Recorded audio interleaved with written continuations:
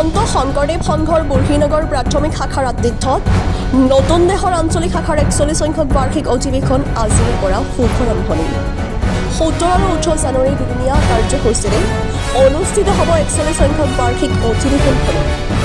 যুগনায়ক মহাপুৰুষ শ্ৰীমন্ত শংকৰদেৱৰ নামাংকিত শ্ৰীমন্ত শংকৰদেৱ সংঘ উত্তৰ পূব ভাৰতৰ এটি সুবৃহৎ সুপ্ৰতিষ্ঠিত সুসংগঠিত ধৰ্মীয় আধ্যাত্মিক সাংস্কৃতিক তথা সামাজিক অনুষ্ঠান। শনিবাৰ আৰু ৰবিবাৰে দুদিনীয়া বৰ্ণাঢ্য কাৰ্যক্ৰমণিকাৰে অনুষ্ঠিত হয় অনুষ্ঠানভাগি। ৰাতিপুৱা 6 বজাত পৰিৱেশ নিকাকৰণকে ধৰি নামঘৰৰ দ্বাৰ উন্মোচন, বন্তি প্ৰজ্বলন, কাৰ্যালয় উদ্বোধন, গছপুলি ৰোপণ, মূল তোৰণৰ দ্বাৰ উন্মোচন আদি বিভিন্ন কাৰ্যক্ৰমণিকাৰে অনুষ্ঠিত হয় অনুষ্ঠানভাগি।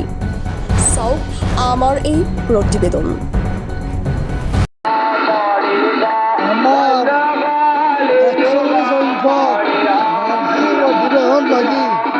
আমি বুঢ়ীনগৰ প্ৰাথমিকে যোৱাবাৰে সেৱা লৈছিলোঁ আৰু এই তাৰিখত আমি 17 আৰু 18 তাৰিখ 2026 মনস্থ কৰিছোঁ, তাৰিখ কৰিছোঁ। সেয়েহে এই ভক্তবৃন্দসমূহকে নিমন্ত্ৰণ জনাই আমাৰ মাজত উপস্থিত হৈছে তেখেতসকলে।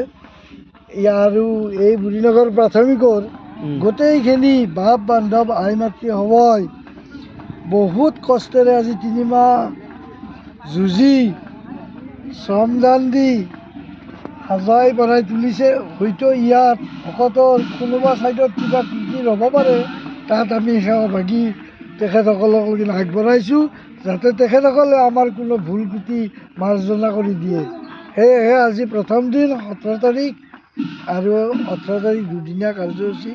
আমাৰ কিবাকিবি ধৰক গছপুলি ৰোপণ, মুখ্য দ্বাৰ মুকলি, কাৰ্যালয় মুকলি, এই ধৰণে আমাৰ চলি গ'ল কিছু কাৰ্য।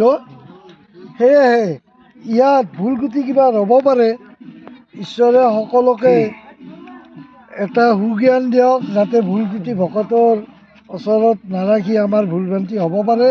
আমি সমস্ত এই সমন্বয় ক্ষেত্ৰ শংকৰ মাধৱ সমন্বয় ক্ষেত্ৰখন যাতে সুকলমে চলাই নিয়ে।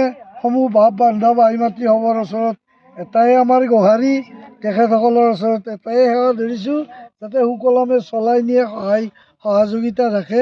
41 সংখ্যক শ্ৰীমন্ত শংকৰদেৱ সংঘ নতুন দেশৰ আঞ্চলিকৰ যি বাৰ্ষিক অধিৱেশন, এই বাৰ্ষিক অধিৱেশনত বিশিষ্ট অতিথি হিচাপে ইয়াত উপস্থিত থাকিব মানে অসম চৰকাৰৰ মন্ত্ৰী মাননীয় শ্ৰীযুত জয়ন্তমল্ল বৰুৱা ডাঙৰীয়া, চন্দ্ৰমোহন পাটোৱাৰী ডাঙৰীয়া, আৰু এই অনুষ্ঠানটোত মানে নিৰ্দিষ্ট বক্তা হিচাপে ইয়াতে ভাষণ প্ৰদান কৰিব মুনীন্দ্ৰ মহন্ত সম্পাদক মণিকাঞ্চন বা আতাৰ আঁচনি শ্ৰীমন্ত শংকৰদেৱ সংঘ।